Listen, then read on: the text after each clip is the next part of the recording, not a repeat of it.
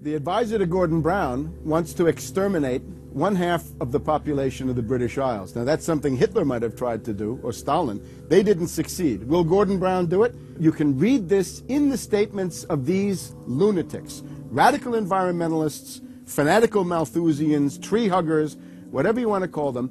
This is an ideology of genocide which can be documented exhaustively, ad nauseum, out of their own statements.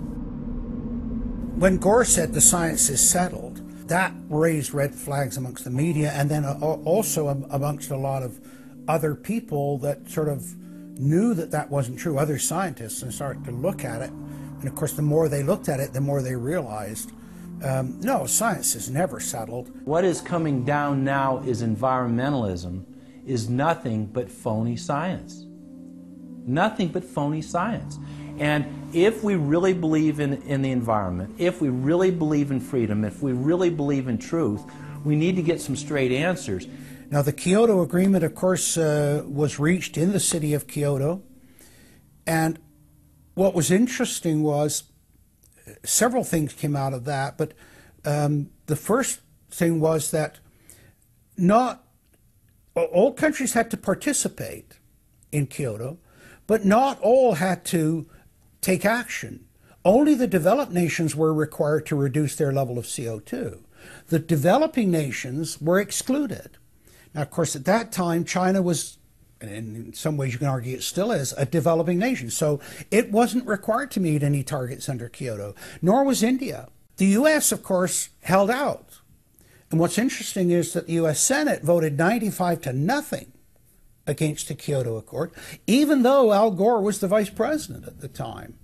And lucky for him, he didn't have to cast a deciding vote.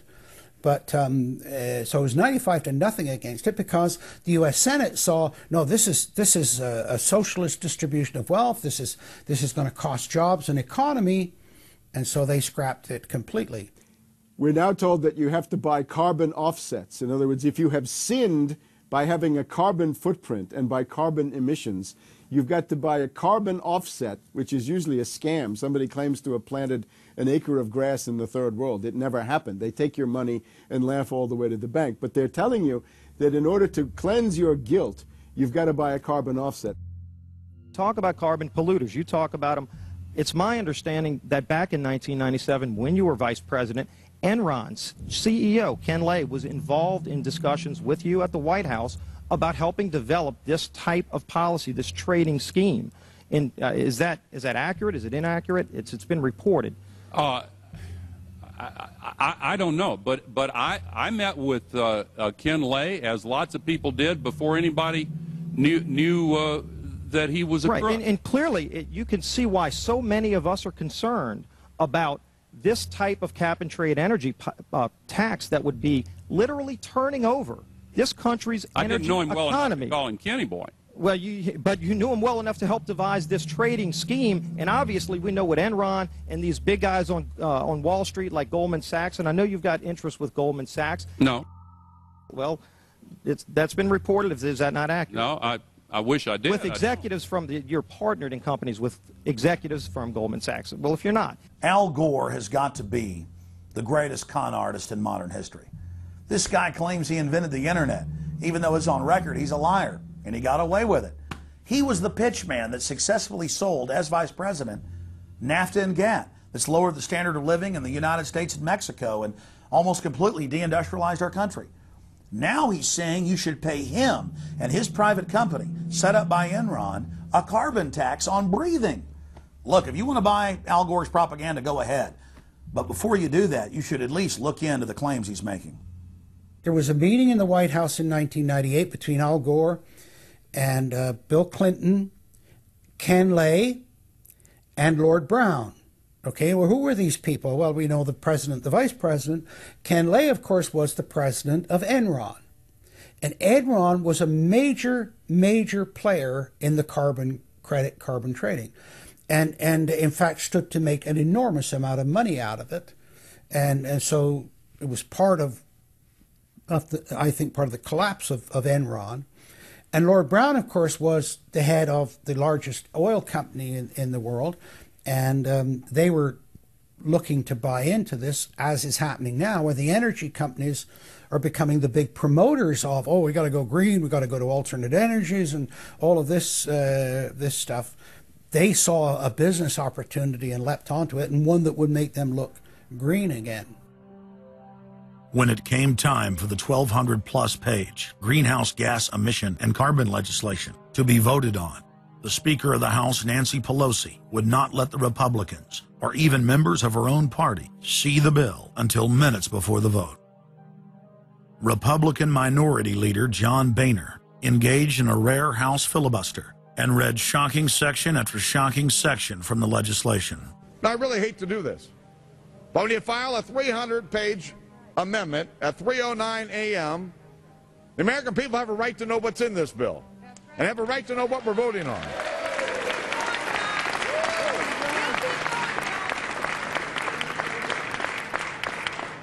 Page 48. Each building code enforcement department receiving a grant under subsection A shall impanel a code administration and enforcement team consisting of at least one full-time building code enforcement officer, a city planner, and a health planner or similar officer.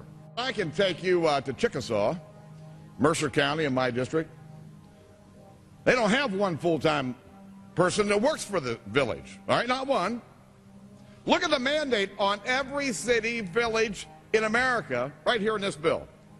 So that we're not only going to tell you what the codes are going to be, but we're going to tell you how many people you need to hire to enforce this. Page 41, determine any geographic area within the contiguous United States that lacks a federal power marketing agency.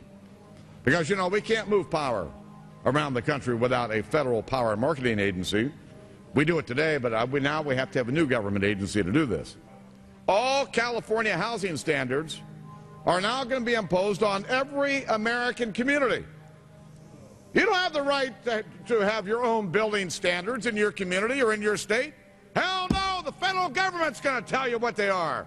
It quickly became clear why Pelosi and the Democratic leadership were desperate to keep the contents of the bill secret before the vote. Now, because of this underlying bill, the federal government will virtually have control over every aspect of lives for the American people. It is time to stand up and say, we get to choose. We choose liberty or we choose tyranny. It's one of the two. The underlying bill represents the tyranny and the intervention of the federal government. It's our choice. What will we choose today? Will we choose liberty or will we choose tyranny? And I know that we'll be facing the single moms that heard from last summer. They can't afford the gasoline bill. They can't afford the propane. You didn't do a great thing. You hurt some really decent families struggling, trying to make it, and this is going to be their death knell. It breaks my heart. I yield back. It is, of course, a carbon tax on economic activity, farming, manufacturing, real production here inside the United States.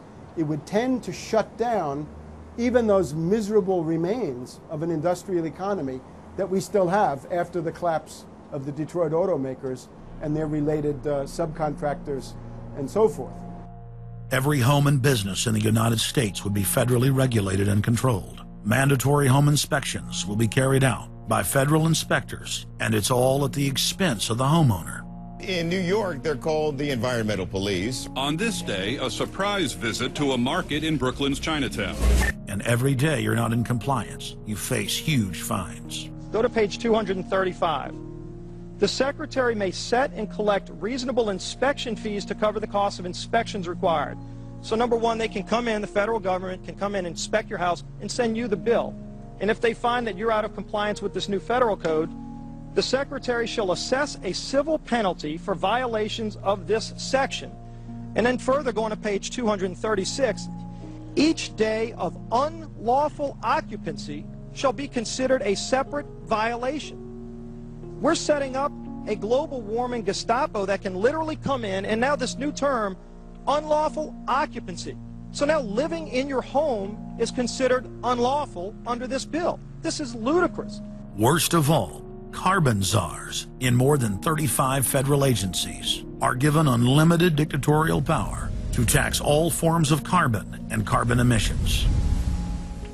The Commissar Green Police openly brag that they will have the power to selectively enforce the new edicts on a case-by-case basis. It's funny because when I tell people what I do for a living, the first response usually is, "You're with the environmental police?" There is no environment in New York City. With this new power, the Green Mafia can take over the entire economy through selective enforcement.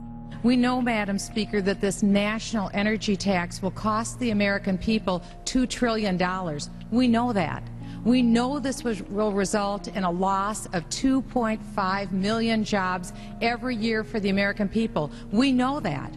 We know this will result in a reduced standard of living for Americans. We know that. What is the point and what's the benefit?